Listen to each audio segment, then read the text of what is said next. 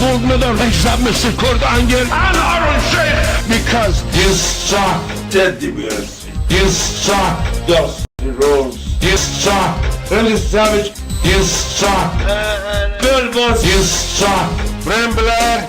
You suck. Hold on to the word. You suck, Dan Maloney. You suck. What was his name?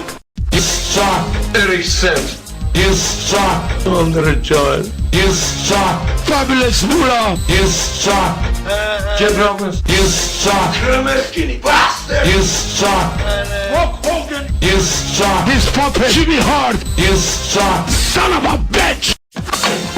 Break your rag with a beer bottle. Watch your ass. You don't rock it. Break your rag. If you're the man, watch your ass. Yeah.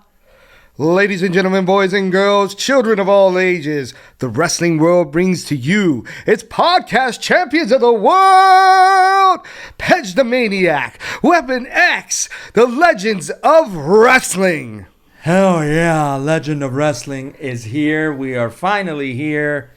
This is numero uno. Okay, this is episode 1. And you better keep up because this shit is gonna take off before you know it. Yeah, dummy. Yeah, dummy. This is dedicated to wrestling and other sports. We're just going to have fun with it. We're going to see where it goes. And episode 1 is on the way. We got some news already. Nick Aldis is finally in WWE. Finally. The GM of Smackdown. I liked how how Trips was like, Adam Pearce is actually the GM of Raw, which is hilarious because he's been the GM of both shows for like the last year and a half.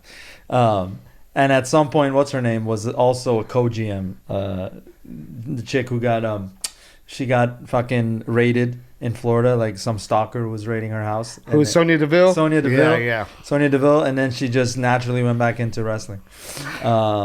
Yeah. Shout out to Nick Aldis, by the way. Thankfully, you have now escaped the purgatory that they call NWA wrestling, where careers go to die.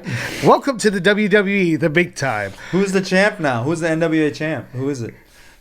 I don't even know. I don't even know. Yeah. I'll look that up. But in the meantime, and in between time, where careers go to die. Yeah, because if he was getting a push, we would know. Yeah. Well, thank God, LA Knight is here. Yeah, in the WWE. LA Knight. Yeah. Let me talk to you.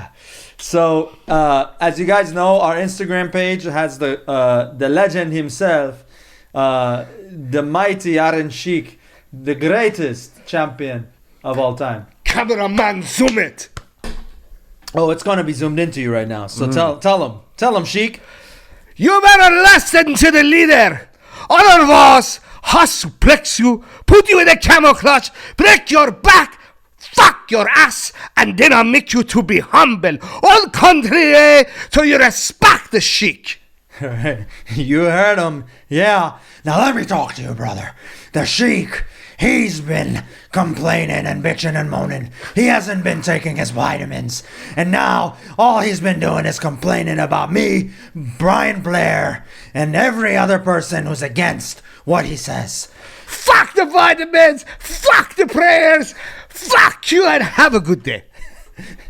That last part. Now, the hilarious part is Weapon X is actually a Hulkamaniac at heart. But he's also a Sheik admirer. And, of course, now you know, if you didn't know, an impersonator of Sheik to a T. The impersonator.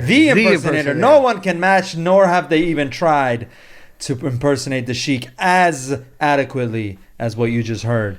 So you're going to get a lot of that on this show, and that's why we have the legend himself as the cover of this podcast, the Iron Sheik. Rest in peace, Iron Sheik. Rest in peace to the legend.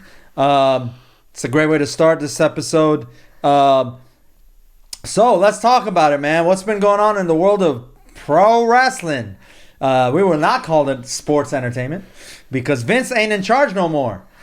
That is true. That is actually a relief to a lot of people in the wrestling industry. I know some people loved Vince, but for the most part, he did a lot of positive things to push the sport forward. But his time is now come to a close, and it couldn't have come to a close any sooner, because I'm excited for this new era with Triple H at the helm. And what is it now that the UFC has bought it out now? That's right, Endeavor, right? Endeavor, yes. Endeavor has majority ownership now of WWE and UFC. This is not news, of course. Everyone knows this. But it actually went into effect. And as a result, Vince was asked to leave his position. Was he asked, or did they approach him and say, "You're fired"? That's probably, that would have been apropos. And if it was Trips that did that, that would have been hilarious, because it would have been like him marrying his daughter all over again on the screen. Now his daughter Steph is also gone. So she's not in charge. Shane has been dealing with tearing his quads. I think it runs in the family, the quad tears. They all have fucking torn their quads. What is going on? Have they all torn their quads? Has Steph torn her quads? She's torn something else. Vince. No debate there. Vince has torn both quads in one Royal Rumble match. What's it, Royal Rumble? No, I don't think it was the Royal Rumble. It was a Cena versus Batista match. That's where it happened. And it was the... they tore them simultaneously. He tore them simultaneously. How the hell does that happen? Exactly. Only Vince, right? He came into the ring because there was a controversy with the ending of the Cena-Batista match all those years ago, because both refs came and raised the other wrestler's hand, and Vince came in pissed off, and then he had to be the final judge of the situation. With him sitting on his ass, everyone knows this. That was a hilarious moment. But of course, he tore his quads. Triple H tore his quads on the ring announcer when he was trying to give the pedigree. This was during the two-man power trip push when he was with Stone Cold in the tag team match. That's right, and he tried to give the pedigree to Jericho. I believe it was Jericho. Was it Kurt? I think it was Jericho. But I could be mistaken. If you're watching the podcast, correct us in the comments. Yeah. We love getting corrected because we are humble. We are going to be humble. But yeah, it was so Trips tore his quad on that, and then he came back all those years later or like a year later with that fucking denim jacket. That was dope. But that was in the old days of the WWE. Yeah. Now we're entering a new era with Trips at the helm. And what do we have up first during this new era that is approaching? We have the push of LA Knight. Yeah. Let me talk to you. L.A. Knight. Yeah. How come he doesn't say dummy anymore? I wish he did. I don't know. Maybe they're just saving that. He's putting it in his back pocket. That's where the button is. Like, dummy. Dummy. Yeah, because that was such a TNA bit. I get it. They don't want to ever refurbish TNA stuff. Well, I mean, TNA didn't really do justice by him anyway. I'm pretty sure LA Knight's glad that the dummy button has been retired for now. That's right. So, as late as the latest developments with LA Knight has been on Smackdown with him coming out with John Cena supporting him. If you haven't seen that, watch it. It just happened on Smackdown last night. As of the time of this recording, and and Roman Reigns came back. I think he was injured on a shoot. Yeah, he was injured. Yeah. I believe he was injured in the last match that he had. They said it wouldn't interfere with anything, but that's probably because they didn't want to have him on TV for any period of time anyway. But right. Anyway, LA Knight faced off with Roman Reigns, and what did you have to think about that segment? I think I like it, but you and I have been talking about the rest of this year in the storylines in WWE and what we thought was going to happen leading into Philly's WrestleMania 40, the big one. And I think you were a fan of LA Knight versus The Miz. You thought that was a great story. And let's focus in on LA Knight because I know you were a big fan. I like him too. Yeah. He's been criticized as being like a remake of Stone Cold and The Rock, which I don't think is a criticism. I think it's a compliment because The Rock and Austin were so different in character. And to be able to kind of used little bits of inspiration from both characters to create LA Knight, or Eli Drake, formerly known as. Yeah, I think it's genius. So, and I think you and I agree on that. But you know, Kevin Nash likes to hate. But you know, Kev has been hating on a lot of things lately. But Kev did a lot of positive things for pro wrestling. Sure. But I don't always agree with all his views, despite being a big NWO mark. If you didn't know, now you know. NWO mark. I am for life, Yeah. even though they're not on TV anymore. They're still the NWO in my heart. But that aside, I always wondered what they were going to do with LA Knight in the WWE. First off, I mean, they put him in NXT. Yeah. Obviously, they do that with most people other than AJ Styles when they first come in there to get them acclimated to the WWE way of performing in matches. And they gave him the name LA Knight. I didn't really think there was anything necessarily wrong with Eli Drake. I'm not hitting on the name LA Knight either. I was just questioning in the beginning because I was like, where does this go? Like, how does this relate to his character? Yeah. And what are they going to do with him? Because they've fumbled the ball so many times in different organizations when it comes to LA Knight. Yeah. Um, He just plugged my other podcast. Yeah, I like and anyway, go ahead and watch that podcast if you haven't. I appear on it twice already.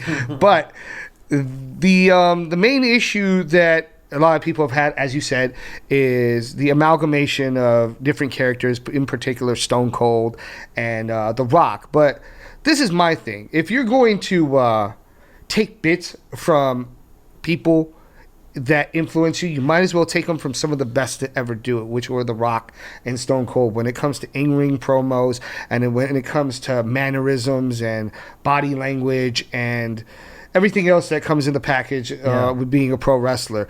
And if it really was so much like Stone Cold and The Rock, you really think that people would really catch on to it? He would be called out as an impersonator by most people, in my opinion. But because there's only elements of that and there's so much more to his character, I think people can see that as not a ripoff, but as an homage, and that's why people take to him so well. Let's, by the way, not forget history and a lot of the legends. A plug for this podcast, Legend of Wrestling. Please subscribe, by the way. We need all of you, all the wrestling fans, sports fans too. I have a lot of teams that are horrible that I like to complain about, so this will be a great show for that. And basketball, we both are avid NBA fans, and we have a lot to talk about that in future episodes as the NBA is starting to ramp up. But yeah, a lot of superstars or just legends of this industry have borrowed from previous legends of this industry. Absolutely. That has not been a secret. Stone Cold has gone on the air and said that he used a lot of mannerisms and he ideas from Ric Flair, who was one of his favorite wrestlers. The Von Erichs, he was inspired a lot by them.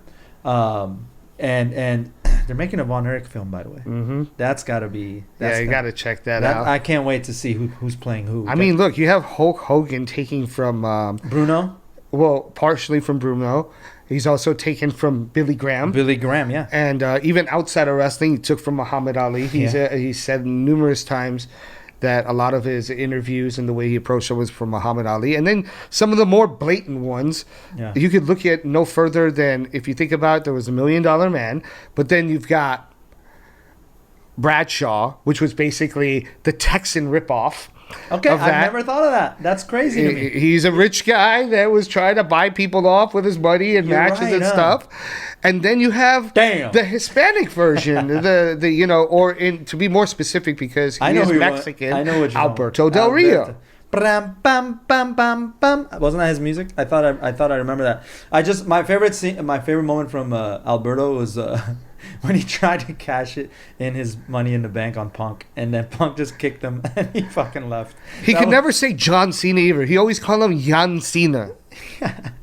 Sounds like fucking Santino Marella. Which is, but Santino did things like that on purpose. I know. Like, this guy really could say it, and I couldn't for the life of me understand why, because, things that begin with a J in, Spanish, usually it's like an H, it's like you say Jose, Josue, or, Where do you get Jan? That's like European. That's like what Germans do with a J. It's like, where are you from? Are you really Mexican, bro? Do you speak Spanish? Juan, they say usually. John is Juan. Yeah, Jan. that's the exact translation for it. John is like Juan. Yeah, but yeah. this guy would call him Jan Cena. Go figure. Yeah. But like back to LA Knight. Like, So yeah, full circle. LA Knight, he let's not poo-poo his character. He's been doing this since TNA. He's just ramped it up even more. The what was his fucking name with the whole model thing? That was the dumbest. it was something Dupree. Max Dupree. Max Dupree, Or yeah. Max Dupree. That's what they would say. I feel like that was him paying his dues. I honestly think that was him just paying his dues. Vince knew that this guy is a star waiting to happen. It's the same way they did with Stone Cold and $1 Million Man, right? That was Austin paying his dues, and then it was just, and then when he became Stone Cold, they took off. Or The Rock being in the when he started up with the long hair and then those colorful tights. You remember the Rocky Maivia. Rocky Maivia, yeah. Literally, they were just trying to. You know, I remember those days. Die, Rocky, die. Yeah. He got it. He paid his dues. Roman Reigns has paid his dues, and so I feel like Max Dupree was short-lived for good reason, and LA Knight is what he was meant to be. Absolutely. So what do you think is going?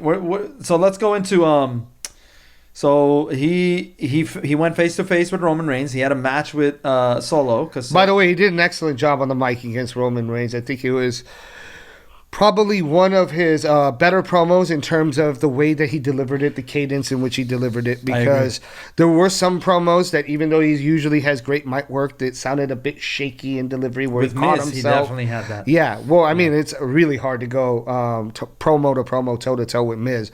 But when you're talking about like Roman Reigns, like he was solid. You know, he was firm. He pretty much delivered it the way he was supposed to deliver it. Yep. It was really convincing. Again, I don't think it was his best promo, but Yeah. it was certainly one of his better ones since he's come to the WWE. Facts. I think he's doing a great job. And as far as where we saw this coming, like you said, we talked about this a couple of months ago.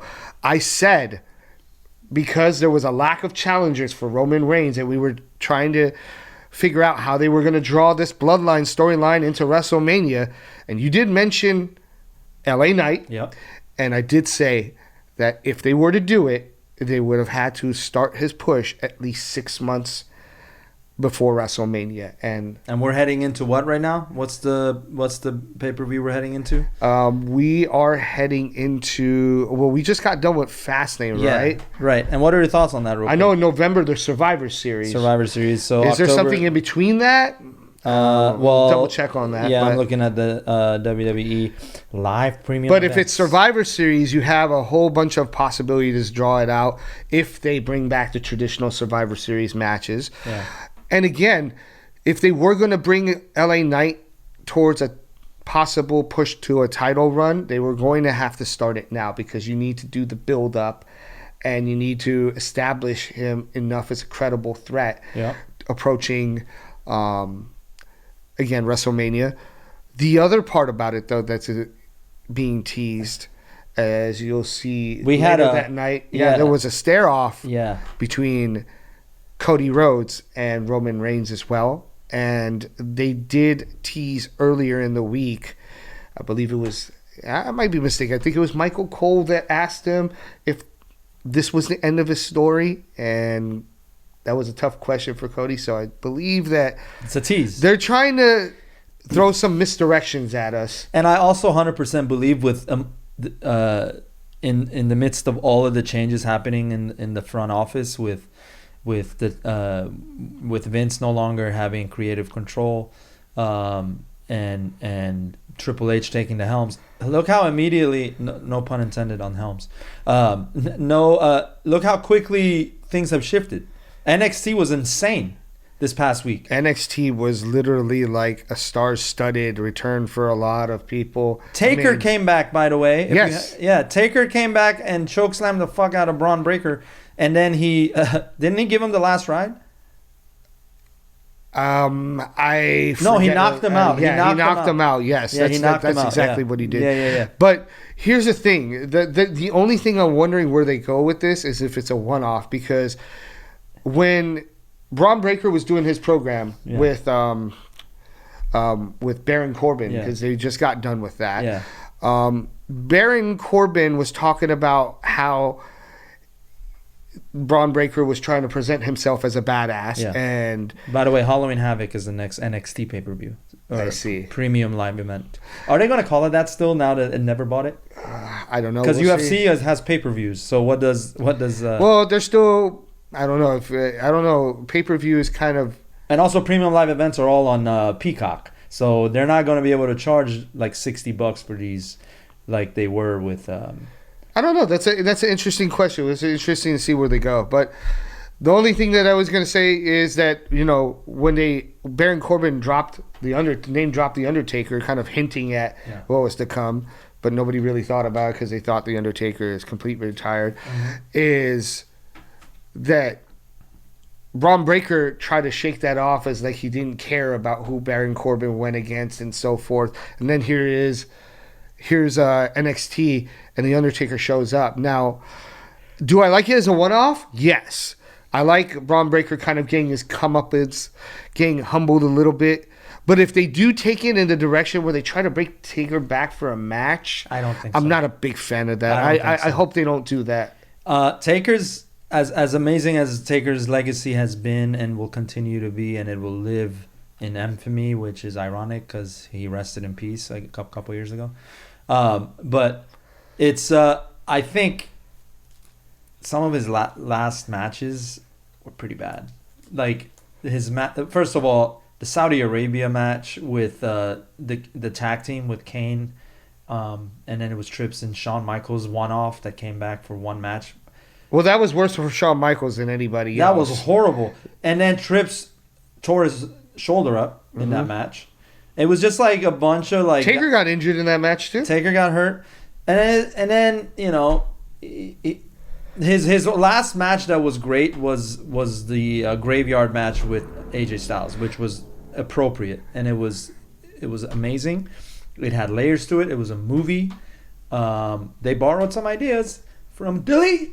They did borrow some ideas from that. You got to admit, like Matt Hardy has changed cinematic wrestling for forever. A very creative mind. Absolutely. But yeah, so but then his match with Goldberg in Saudi Arabia was ugly and gross. But see, they made the mistake of trying to make a lot of unnecessary dream matches, which is kind of the reason why I'm happy that he didn't go through with the one with Sting.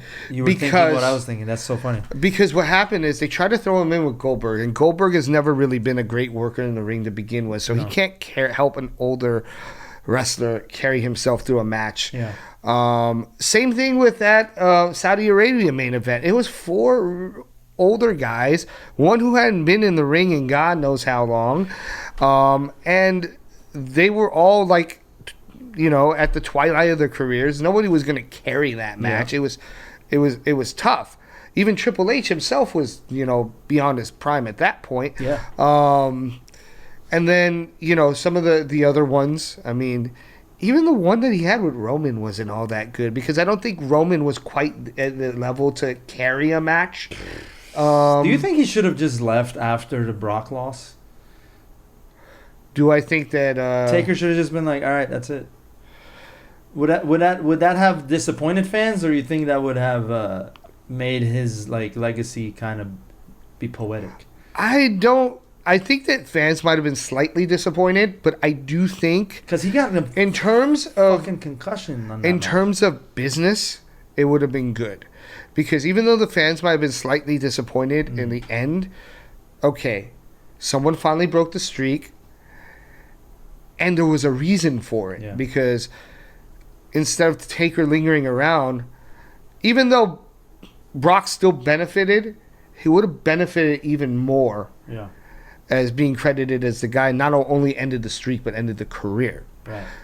Was that match? However, Yeah. I don't agree that it should have been Brock. I think that it was a mistake to make him lose to Brock or even have that program, because They needed to give that to a younger superstar that needed a legitimate push. Brock was already on top of the mountain when he did that match, and he didn't need the push, and he didn't benefit as much as another wrestler would have from beating Taker. I see your point, but I feel like it wouldn't have worked if they gave it to someone else. I mean, in that time, Punk had him the year before. Do you think Punk should have beaten him? No, because Punk was having too many backstage problems, and they were fearing that he was going to leave, and it was probably the right decision not to have him beat him because he was already threatening to be out the door. Yeah. I have to revisit that point in time in wrestling. I remember, but I do think that somebody else could have benefited from that push. Roman? He would have. I think they would have booed the shit out of him if he won. No, because Roman wasn't prepared either. They were stuffing him down people's throats. Yeah. I have to revisit that point in time in history to see who would have had the buzz. Yeah. But somebody definitely could have used it much more than Brock. Now. WrestleMania 30. What's really crazy is that was almost 10 years ago. That's what's crazy. But getting to LA Knight right now, and then we're going to go ahead and talk about some other lingering topics. But just to finish up on LA Knight for the moment, because we're going to have plenty more to talk about when it comes to him, I am very sure. Oh, yeah. But do you think that with LA Knight being given the push that he is right now, do you think that he is going to have success against Roman Reigns when they put him up there, or do you think that I like this. Do you think that it's going to be another setback thing like Cody Rhodes had last year? I think it's time. I think if you're going to take the belts off of Roman Reigns, you got to do it at 40. I think if he keeps it after 40, that's when he'll really get white heat. He's going to get really ugly heat after that. People are ready, just like they were ready at 30 for Daniel Bryan to take the belt. And Vince is not the owner anymore, so I can say belt. But, so I think Bryan, same thing.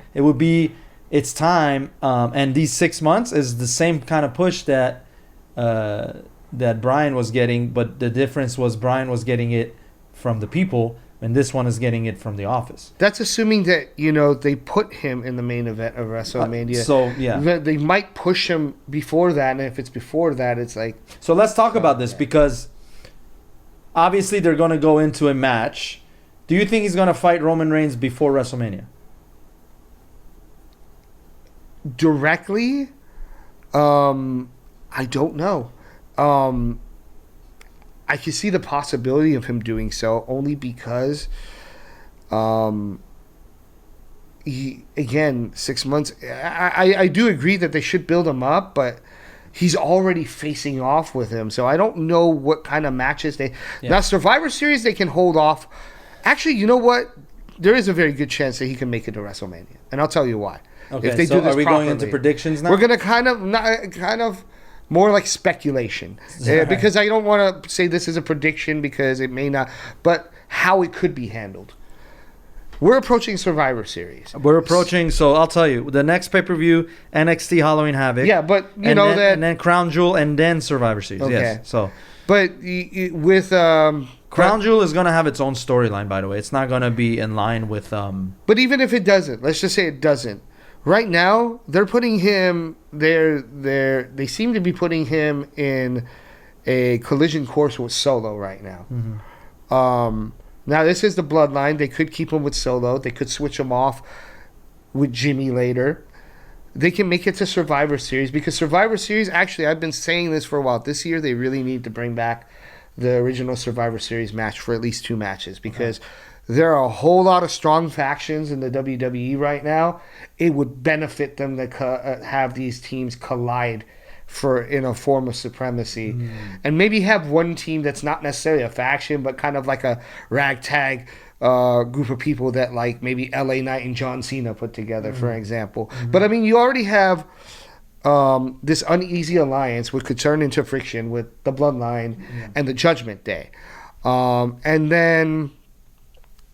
then there definitely probably could be one more team fit in there? We could see. I don't know, because there could be a faction that could go against, there could be another team like I just mentioned that could be put together to go against that faction. Yeah. Oh, by the way, sorry. Let me finish this thought and then I'll get into the one thing that I wanted to mention. We should talk about this before moving on. But Survivor Series could be turned into a faction thing.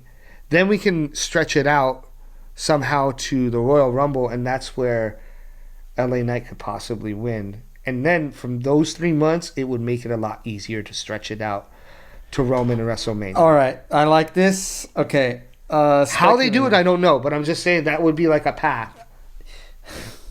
I've been talking about this a lot. Everyone's sleeping on the Money in the Bank.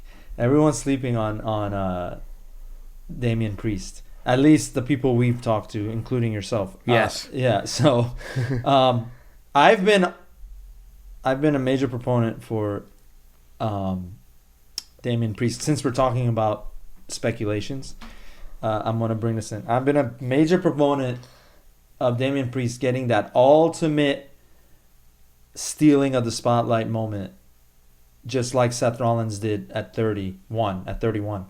I want him to come in at Mania, and I'll explain how I think he's going to get involved, like through this storyline you're sharing.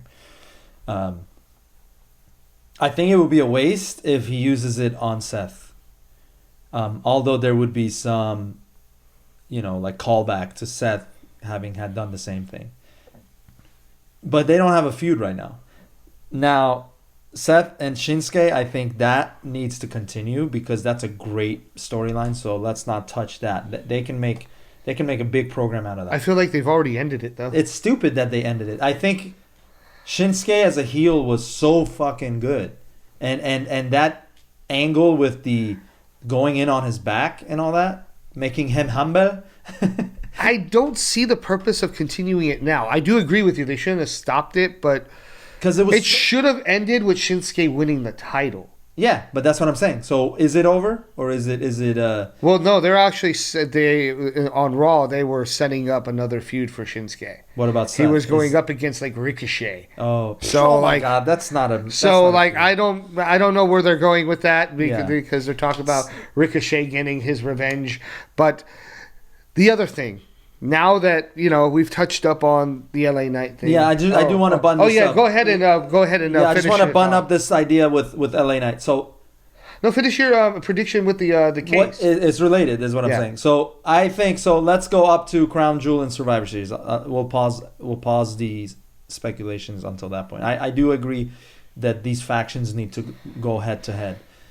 You have the group with Bobby Lashley, right, and Street Profits. Mm-hmm. So you have that. You've got Judgment Day. What else do we got? Bloodline. Bloodline. Well, it's like a fractured bloodline right now. So, but I mean, they still got enough to go ahead and put something together. I mean, what about they could form an alliance with someone, the three of them, and did Jimmy end up did Jimmy ever end up joining Judgment Day? He didn't. No, he didn't. He joined Sammy and. But I'm gonna get to that part in a second. Hold that thought, but finish off the briefcase. Right. Yeah. So Judgment Day. Okay, Judgment Day. My prediction on their storyline has been the beef between Damian Priest and I'm blanking on his name. They had this since the match that what's his name had against Seth, and then he felt like. Are you talking about Finn Balor? Finn Balor. See, it's less about Finn Balor now. Now where they've been steering it recently is even Finn Balor has been kind of backing him. They've been turning the attention to J.D. McCullough. J.D. McCullough. Okay, so is that just for this upcoming paper? Fucking Crown Jewels, you think? Or well, is that gonna I be... think that we're gonna start to see what direction they're gonna go in on Monday. Because Monday they have the rematch for their tag titles.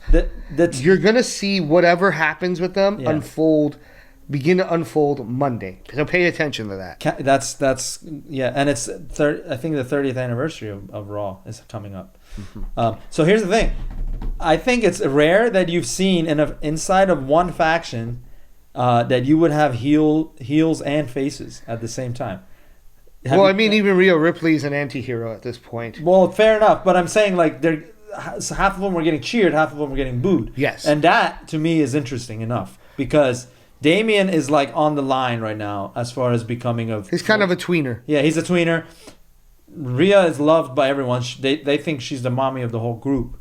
And then you got Dominic, who Hated by people everyone. hate. Hated by And Finn is kind of like not really the sexy one anymore in the group. Like as far as like he was the best wrestler in my opinion out of the four. So and now the JD McCullough angle, which goes back to Bullet Club, right? Back in Japan.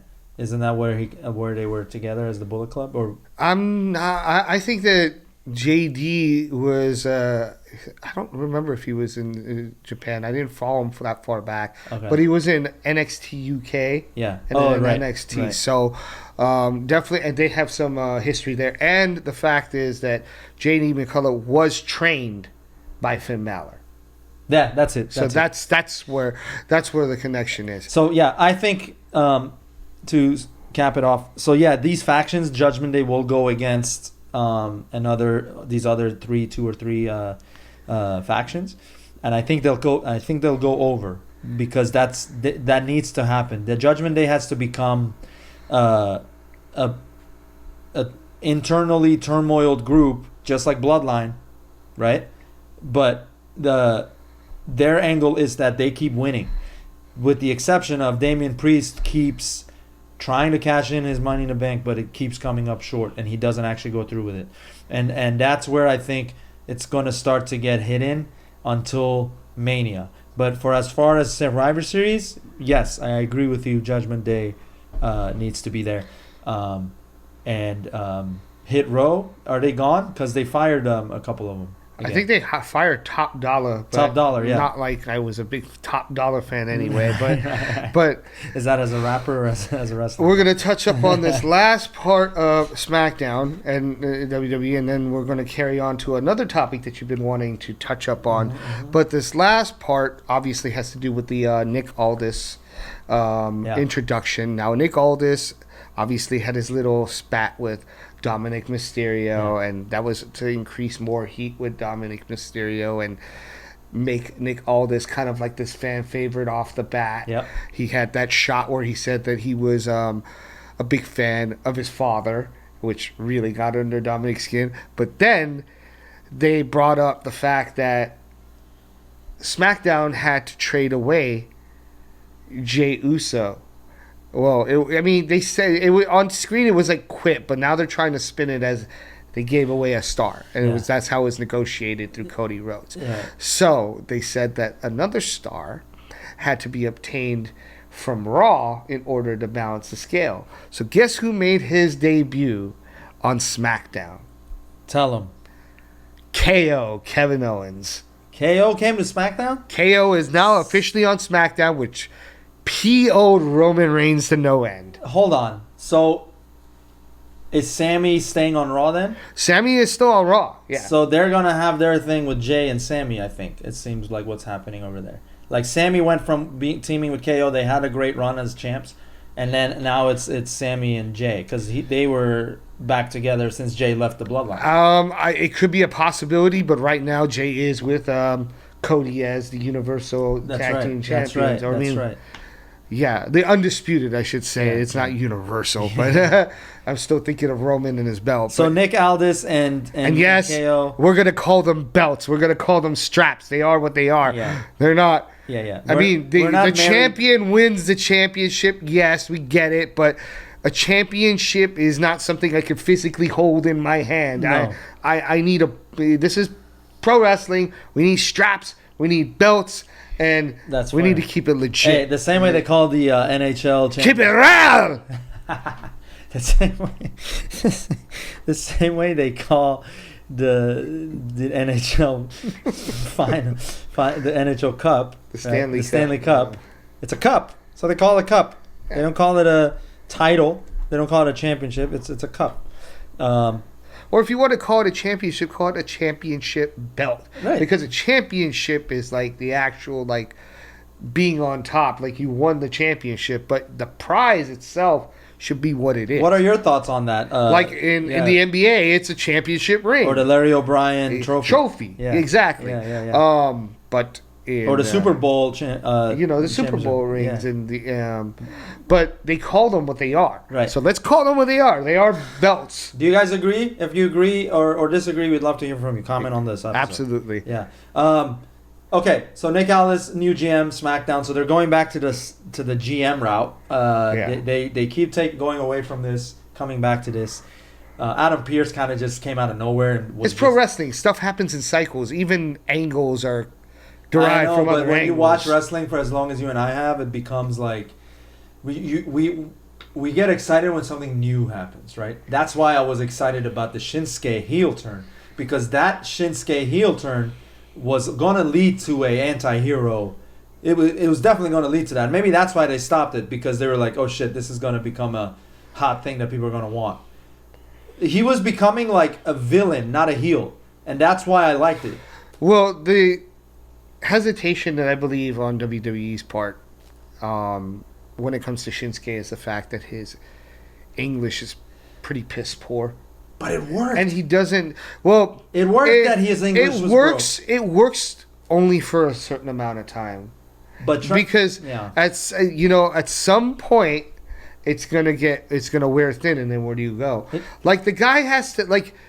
Don't get me wrong. You could have a guy that doesn't speak or a female or that doesn't speak English well still do well in pro wrestling, but they gotta have something more to the character. Shinsuke hasn't developed that nuance for some reason. You know who does it really well? Asuka does it really well, because she can hardly speak English, but there's so much like she has eccentric and she elements to a character. There's so much depth, right? And she speaks Japanese on those rants, and then those hit, even though people don't understand. Most of them, it still hits, because they know she's just she's snapped. She's really good at like saying something without actually saying something. And I love I think that's something that's like to pay homage. I think that's something that Shinsuke needs to develop a little more as a wrestler. But he's an excellent in-ring worker, and I wish he would have a championship. I'm just saying that's my guess on why WWE wouldn't have pulled the trigger on it. Maybe Triple H will bring it back, because the problem with something like that is when you hit gold, don't go away from it, because then it loses its essence. Well, the same way when Mick Foley used to cut promos with music in the background, that was a fucking genius idea as Mankind, early Mankind. That's what I was seeing with Shinsuke, and it was like I said, it was a completely different take on it. Shinsuke had music in his promos, even though he was speaking Japanese. With subtitles, it worked. It was like watching anime. It was like watching Japanese drama. Like it was amazing. I loved it. And maybe Seth wasn't the right opponent for that type of character, but there are plenty of wrestlers that would be. I think that you might be onto something, but I think where the WWE dropped the ball, and I'm going to close it on this last point before we move to the next topic. Yeah. But I think where WWE dropped the ball with that was, I do like using the subtitles and so forth. I think his promos were too long. They should have kept the subtitles, but more straight to the point. Like kind of like, instead of having this drawn out thing where he talks about his back for like literally 5 minutes. Just like more menacing, like, you're black, I'll break it, or like but shortened to the point. It was like Ivan Drago-esque, right? Yeah, that's what I loved about it. But Ivan Drago was more effective because he said less and did more. That's right.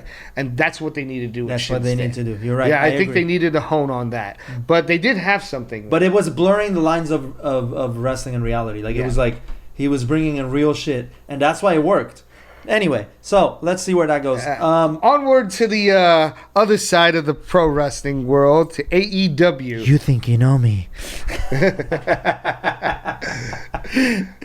Dude, rated R superstar. Oh man, I wish he was what was his name, that ring announcer, because he loved bringing Edge in when he was in WWE. He was like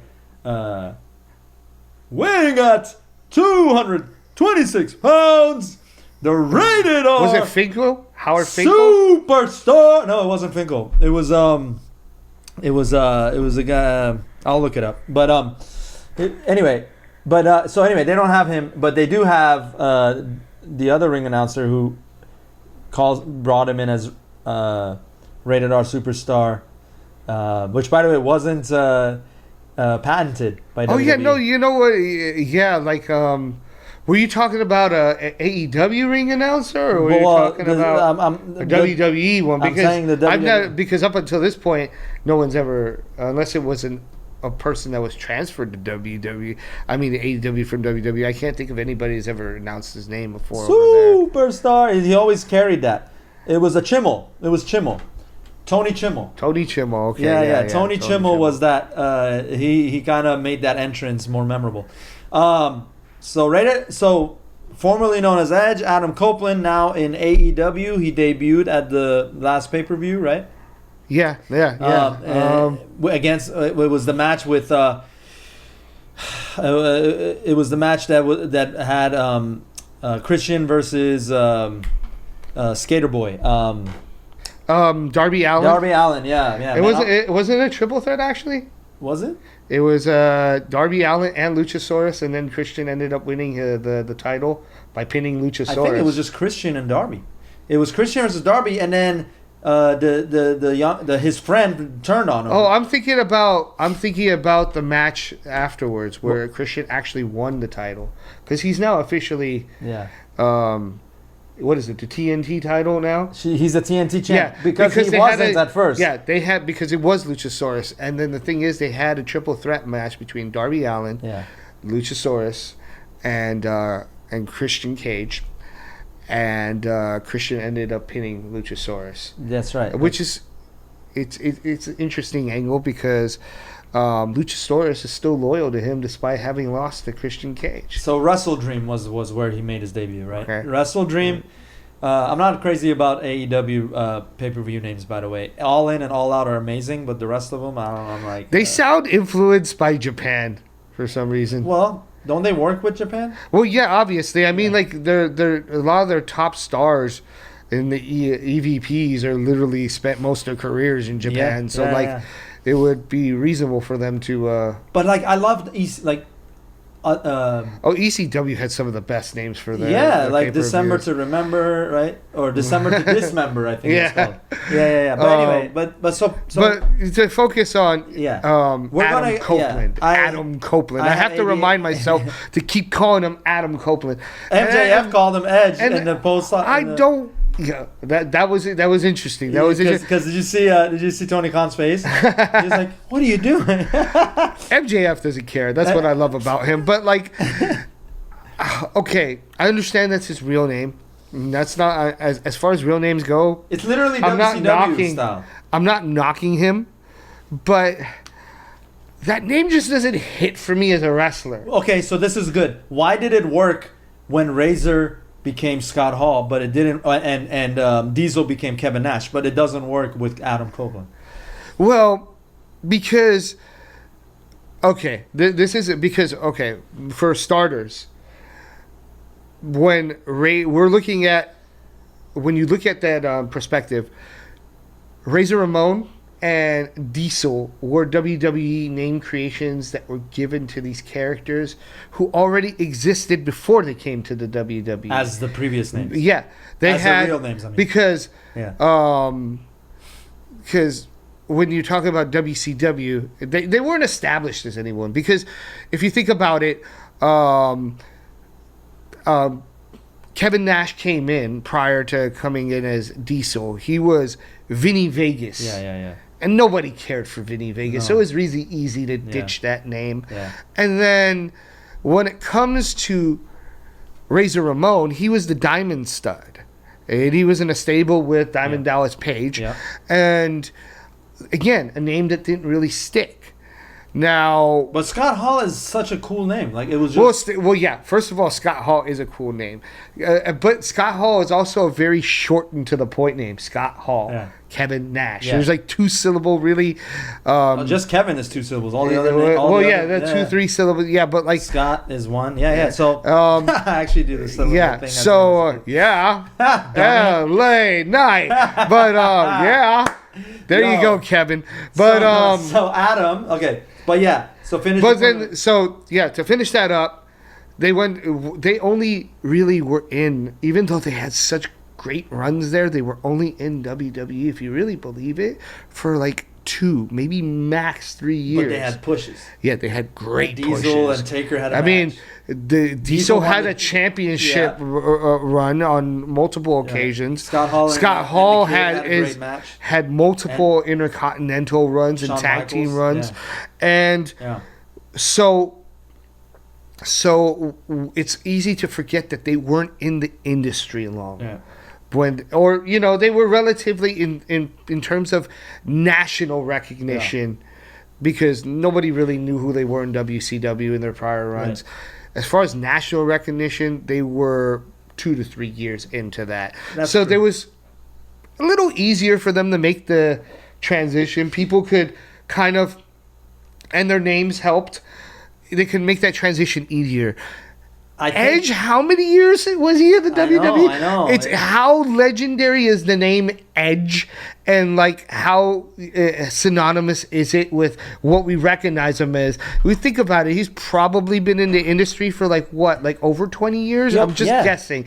So you go for over 20 years of calling a guy a 1-syllable name, mind you. That's what is it. That's what I was gonna say. And then now you have to go Adam Copeland. It took the edge off, literally, of his character. Yeah, it does. It takes the edge off it. I think when you go from a fucking amazing name like Edge to then Adam Copeland, it becomes it takes they should, and then rated R superstars, like you're saying everything but Edge basically. Yeah, so it's like just everyone know. You know what's crazy to me? What would have been cool is if he just went by the rated R superstar.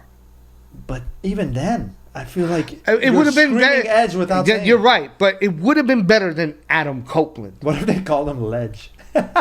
Just add an L to it, because it's like you're technically not saying Edge. All they would really need to do, to be honest with you, I think in terms of a copyright thing, is they would have found a unique way to spell Edge. Yeah, like Taz did. Taz did the same thing. ECW Taz was 1 Z and WWE Taz was 2 Z's. Yeah. So, yeah. But to be fair, Vince did eventually buy the rights to those, so he could have done that. And Tony can afford to buy Edge. It's not like he can't, but... I mean, Tony could afford to pay CM Punk and give him his own show, then yes, he can afford to... Okay, now we're going there. That's a good segue. Now we're going to... Okay, so my quick thoughts on Punk. I know this is way after the point, but I'm going to speak about Punk as a fan of his character in the ring, and on the mic, and a rebel without a cause at this point, or a company. Yeah, but yeah, I feel Punk never has had a legitimate break mentally from any combat sport, and I include UFC and wrestling, since the age of 14. When he started, he's talked about it himself, where he hasn't had a summer break. The only one he had was when he quit WWE and he went to get married, and they fired him on his wedding day. Which, all of that, mind you, that wasn't really even a break, because despite even the marriage part, even if we were to include that, he was still dealing with recovering from a staph infection. What exactly? So what the difference is between him taking a long hiatus from wrestling versus The Rock or Christian even, was the fact that they actually took breaks from wrestling, and they took breaks from combat sport. They didn't then go and train for a whole other sport, which Punk did. So in these 7 years that he was gone, he didn't actually get a mental break. And even if he didn't do UFC, what was everyone chanting? It was chanting CM Punk at all these wrestling events. Every time he would get seen at a Cubs game or a Blackhawks game, hey, CM Punk, when are you coming back? So he never truly got a break from wrestling. A lot of people think he did. I think he just subbed in UFC. That took a lot of years off of his career. If you're asking me, truthfully, his fighting career and wrestling career, because that sport is brutal, and he tried to train in a year and a half to have his first fight, where the other fighters have been training their whole lives. They didn't have pro wrestling as a sport to then go into UFC. So we have to consider all this. I'm not excusing what he did at the pay-per-view at All Out, at All In England, but he was asked to go and talk to Jungle Boy from the boys. He was asked to go talk some sense into him because he wanted to use real glass for that spot, and Punk was trying to talk sense into him to not do that, and it's going to expose the business. Yeah, I think everybody is like familiar right now with what happened at All In. So yeah, and the altercation that took place with Jungle Boy and so forth, which is he's still suspended, by the way. Yeah, well, I mean, he's been terminated. Did they fire him? He's been terminated as a wrestler and because he also had another contract as a backstage, but he's been terminated. Oh wow, I had no idea. Okay, and the situation that we really got to speculate on right now is what's Punk's future. Yeah, really. So because here's where we all know what happened at All In.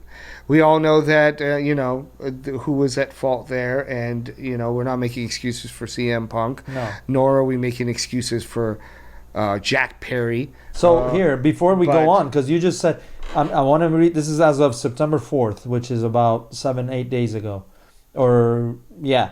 Like September 4th. September 4th, 2023. That's latest. not like 3-4 days ago. That's like 7-8 days ago. You said September 4th. Uh-huh. It's October. It's over a month. Oh, wow. I'm tripping. Why am I thinking it's September? I'm thinking it's September 14th. Yeah, dummy. I've been recording shows and episodes all day today, so this is my excuse, and I'm sticking to it. Okay. I'm looking for new. While you look for that, bottom line, what we got to discuss here is CM Punk's future. Yeah, CM Punk. Yeah. So you tell me what you think, and then I'll tell you as a fan. Well, first of all, what I want to pose a question is this, because I personally would love to see him back in wrestling. I don't think that he should go out in this way. I think he should have the opportunity to go out the right way. But the problem granted though that Samoa Joe match was a wonderful match, but I don't think that he should go out in that way. I think he should have a proper close to his career, even if it's not that much longer. I do want to say that I don't know at this point if there's because of the circumstances around this event, if there's really a demand to bring him back. WWE actually went on record. It could be a form of misdirection because WWE does do this. But WWE recently, a few days, went on record stating that there have been no talks to bringing CM Punk back into the company. Which, again, like I said, WWE does do the misdirection thing once in a while. But, because they still believe in kayfabe. Because AEW has... But the thing is, like, AEW hasn't publicly came out and made any statements about having a desire to bring him back either. In fact, they're trying to promote it as it's a good thing and it's become a more relaxed environment since he's gone. So Punk needs to heal. Is he going to come back? I think Punk needs to heal mentally. I think Punk's very old school with his backstage politics. And that is why, but the only difference, but what makes it a problem is that he's not able to see other perspectives from today's backstage, which is very much more inclusive with the group, and there's no cliques really as much as there used to be with a C or a K. And I just think that Punk, he should take this next 5 to 6 months off. And kind of get forgotten about, which he never gets forgotten about, but just be kind of allow himself to just genuinely take some break, go on vacation with AJ and just enjoy and be able to just decompress. Okay. I know it's old news now but it needs to be mentioned that the EVPs had a meeting scheduled with Punk to squash whatever the beef they had, and they canceled that meeting the morning of All In, and so Punk was irate at that because he was trying to make amends. They did their little on-screen beef back and forth, digging at each other and all that. But so Punk, my biggest thing with Punk is if he's gonna come back, he should come back. If he's coming back to WWE, he should come back on the Monday after WrestleMania. I think that's where it would get the biggest pop. If he comes back at Mania, it takes away from all the other storylines that have been working, and it kind of hijacks it, and he's not going to be liked by the players in the back. I do think that Punk needs to be away for some time, even if he comes back. He was talking about teasing 2 months with nothing to do. I think as nice as it would be to see him, November is too soon. 100%. And I will say this as well. I'll say this, and then I'm probably just gonna close out the CM Punk thing, unless you have some final thoughts on it. Yeah. I'll say this: AEW needs to also acknowledge, in a way, that they dropped the ball in the CM Punk situation. Punk is responsible for losing his temper. Punk is responsible for the altercation, yes. But it's like one of those things where putting Tony Khan in danger. But it's one of those things where it's like you're in a school and the kids are getting bullied, and everybody just ignores the fact that something's happening, and then they wonder why a school shooting happened. And I'm not, by the way, we're not advocating school shootings on the show, but I'm trying to make this comparison mentally to say this.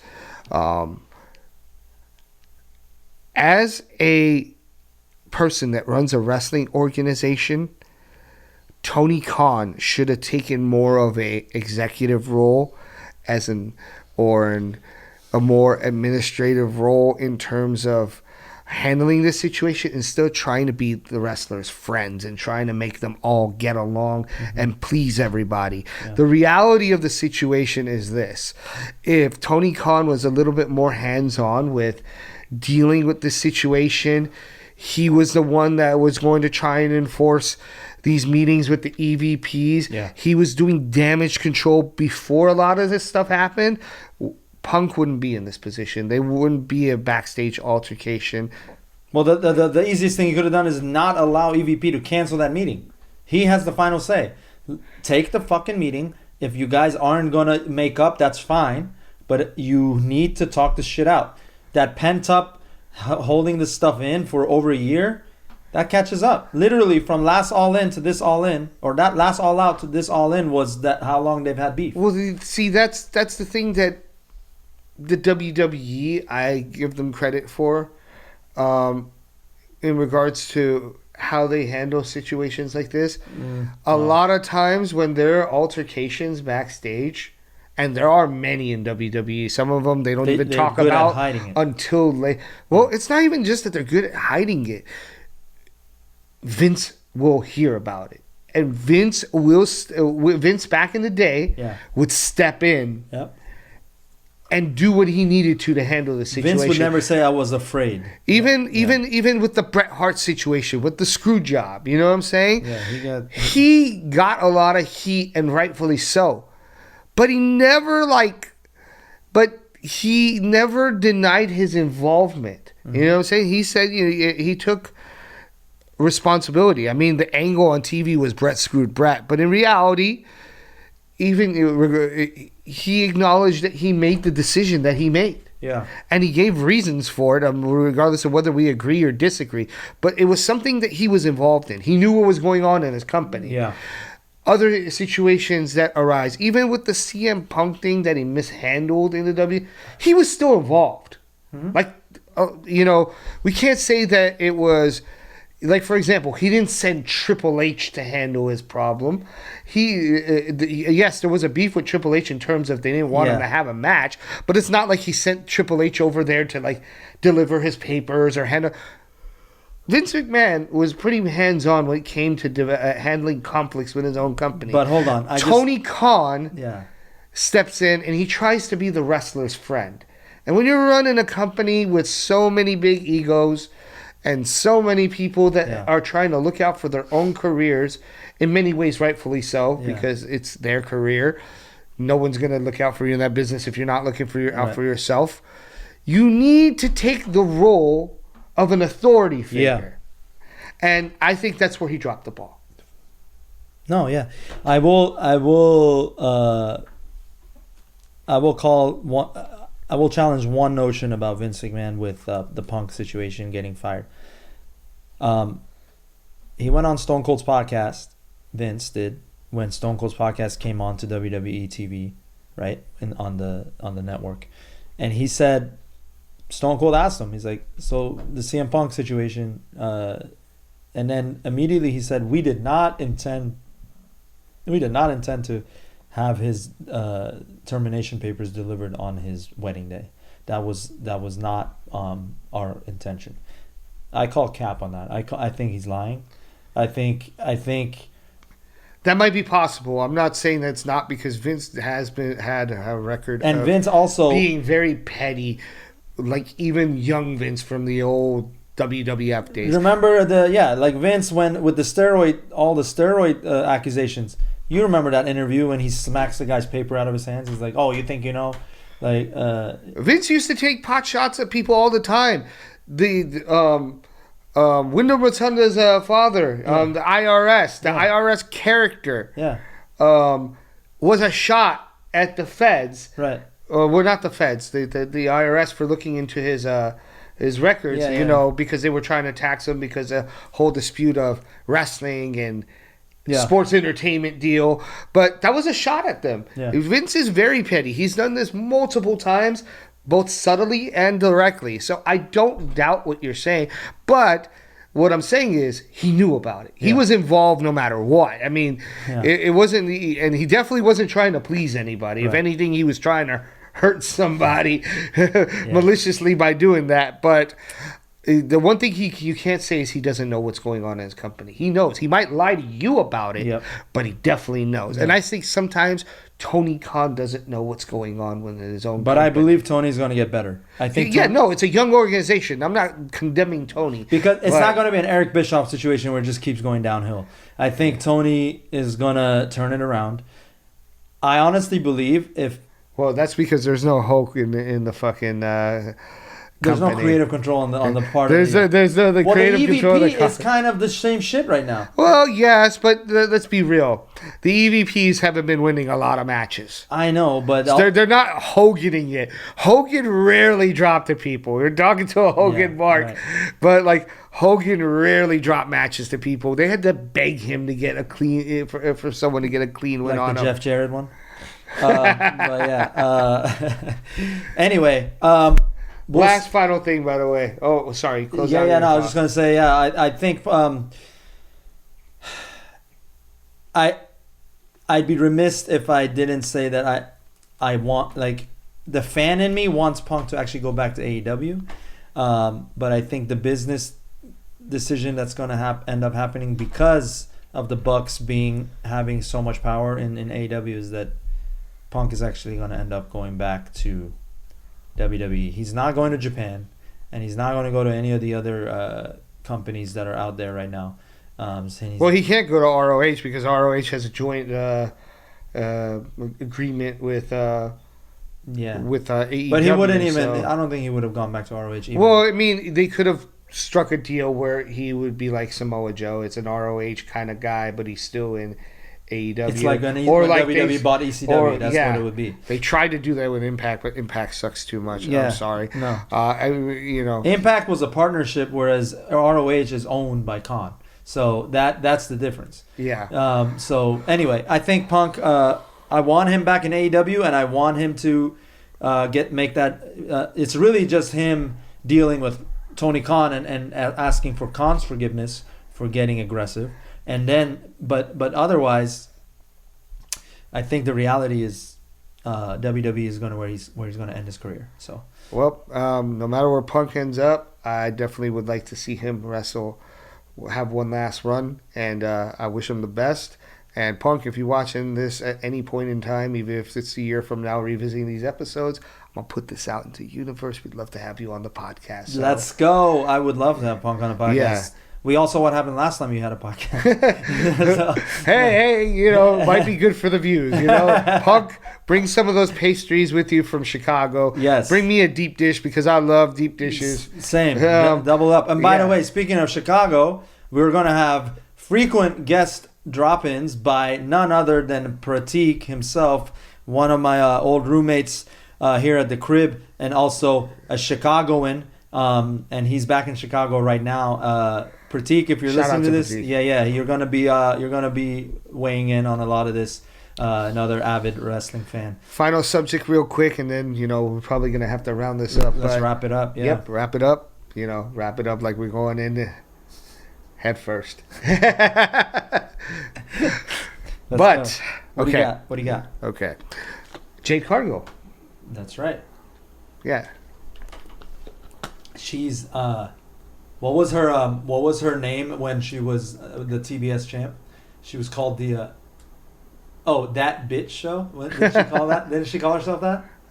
I think so. That she said that. Hey, she's a real deal when WWE is putting that much money in her. I'm sorry, AEW has a lot of money, but WWE has a lot of clout still in wrestling because of all the years and experience that they have in recognizing talent. And I think Jade Cargill can be the next Jade Cargill. I'm not going to call her the next China because I think China was a completely different animal. But Jade Cargill, I'm sure, has some inspiration from China, but she's they got- do that anytime there's a dominant female. There were early comparisons to China when it came to Rhea Ripley too. Yeah, But yeah, they're different characters. They're definitely different approaches. So what do you think? Which show is she going to be on? Because she's been on all three. She's done the rounds. She was on Fastlane too, by the way. Yeah. So yeah. Jade Cargill. I predict that she'll still go to NXT. You think she's going to? Because again, don't quote me on this. History has shown though that most stars, no matter where they come from, how big, the only star that ever made it straight jump from getting hired to the main roster was AJ Styles, and we know how phenomenal AJ Styles is.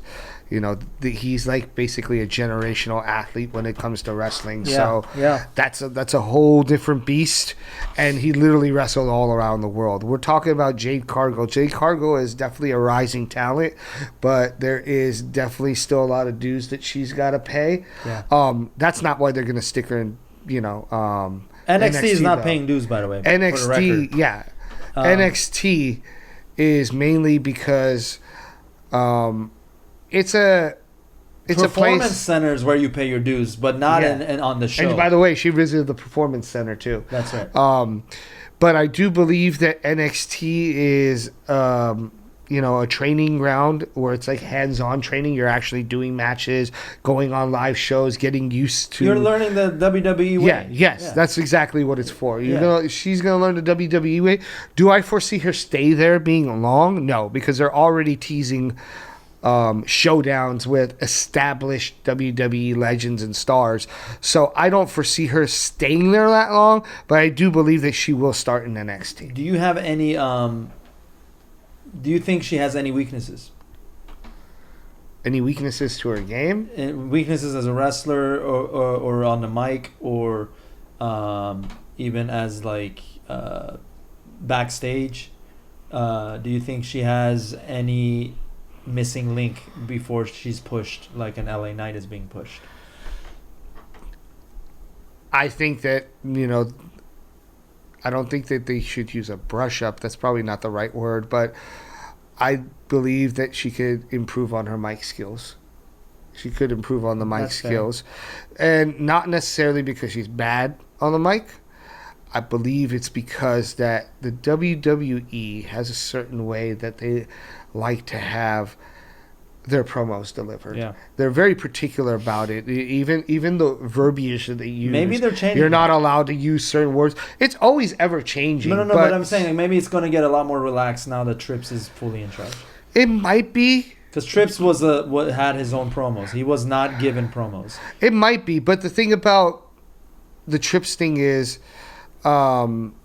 it's really going to come down to the UFC and the entity that owns them, because Well, I think they're given full creative control to Triple H. They said you true, control but this. to creative control in terms of how you want to run your show.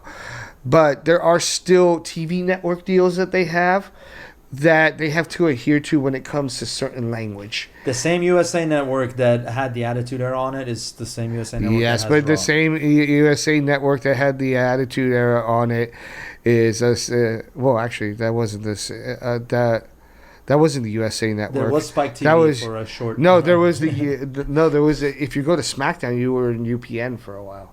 SmackDown was on UPN, yes. which is the CW now. Yeah. But what I'm saying is, Raw was meant to be the dirtier show, right? That was always considered. Yeah, because we also had the slot where they were on later. The dirtier stuff usually happened on later in the show. Right, they did. But The third hour. yeah, but yeah, like it's just a matter of like for example, she was calling herself a bad bitch, right? Yeah. She's not gonna get away with that on Well, you can to a certain extent, but you can only use it so many times, because Becky Lynch has used the word bitch before, but like it's in spurts. You can only they only let you get away It's with got to be very tasteful. a very it can't number be part of of times. your character. Yeah, Yeah. exactly. Yeah. Like So but- here's the thing. Here's what I want to ask you then. yeah, but that's why they integrate you into NXT, because NXT is a little bit more lenient. It gives you time to adjust before you make your Fair. transition. That's fair. So with that said, let's each give our prediction. Not on which show she'll go on. You said NXT. I think she's going to go to Raw. Okay, fair enough. Because they have more time to fit in more wrestlers there. So we have our predictions on that. Okay, so now, who's her first program? Again, that's going to depend on what show she ends up on. Does it? Because the WWE stars are going to NXT now regularly. So Yeah, but some of them are established. To be fair, the more established ones, the ones that are in the main event. okay, so pick someone in NXT then if you think it's because, for example, I'll put it this way: it does make a difference, because if you end up on Raw, I don't think you're going to go back and have a feud with someone in NXT. okay, Do you think that's a fair point? fair. Like, I'm not going to go ahead and say that for example, Jade Cargill, if she gets drafted to Raw, I'm not going to say she's going to have a feud with that one chick that Becky Lynch, for example, took the belt from. What was it? Bianca? No, not Bianca. Remember the NXT title?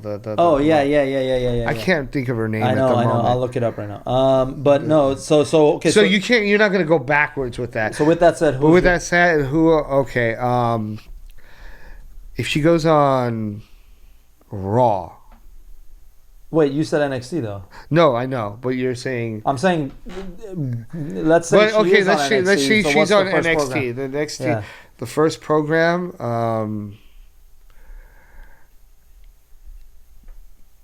It might depend. I mean, like, if she starts now, it's very. It might. I don't see them dropping her down to the bottom of the card, because Tiffany she's already Stratton been. was the last. Yeah, I don't think she's gonna go ahead and wrestle people like. I think that it's possible. You think she's gonna go against? Maybe she'll go against Becky. Becky's the NXT, and I don't think that they're going to put her, like you said earlier, even if she goes to NXT, I don't think she's going to start at the bottom of NXT. I think they're going to put her in with the top stars of NXT. And I believe if that's the case, maybe Becky Lynch would be a opponent this year. Now, I put a caveat in there. That's if she goes to NXT, which is my prediction. I already see it. Yeah. But if she ends up on SmackDown, I think for sure she's going to have a feud with Charlotte Flair. Because they already teased that. They already teased that on SmackDown. Okay. But it's also... And that was the only wrestler they've teased it with. But it's also because Charlotte Flair has the experience to be able to put on a good match with her and cover up any inconsistencies or weak points in Jade's game if she has one right now. Yeah. It's a good opponent to carry her through a match. Okay. All right. So you got Becky Lynch as. But yeah, I'm right now. It's Becky because my prediction is she lands on NXT. All right. I like that. I think if there's any time to have her start in NXT, it would be here now, because you can still give her a main event push, despite not being on. I don't see her getting a championship run yet in Raw though. If she goes to Raw, she's definitely going to be like have a feud with somebody before she has it, because Ripley's too hot right now and she's already feuding with like 3 people. Okay. All right. I say Raw. I say she ends up on Raw, and I already think I'm wrong. That's fine. But I'm gonna stick with it just for shits and giggles. I think she'll end up on Raw, and and this is what I need to check to make sure. Bianca Belair would be a it would actually be like a display of sheer athleticism when it comes to that match. I could see her showing her skills to show the people that might not know her as how amazing she actually is as an athlete. Okay, no, I see that as being a good match. It's a good test of skills and strength too. I will say, I will ask you this. I just don't know if Bianca's on Raw. I don't know if Bianca is even active right now. Right. I don't know if she. I forget. Is she off TV right now? Yeah, there's a lot of people who are off TV right now.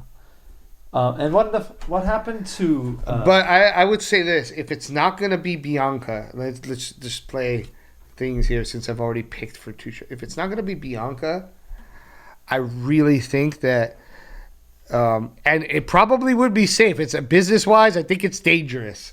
Okay, I'm going to say this off the bat right now. Business wise, it's dangerous. Should you start with Bianca? But no, not to Bianca. I'm saying, but I think that it would make sense if they threw her in there with Nia Jax. Didn't Nia just get fired? She came back right now. I know. Right? I thought they downsized a lot. Hold on, I'm gonna look that up. But yes, I would agree if Nia is. She literally just came back. But Nia's dangerous though, man.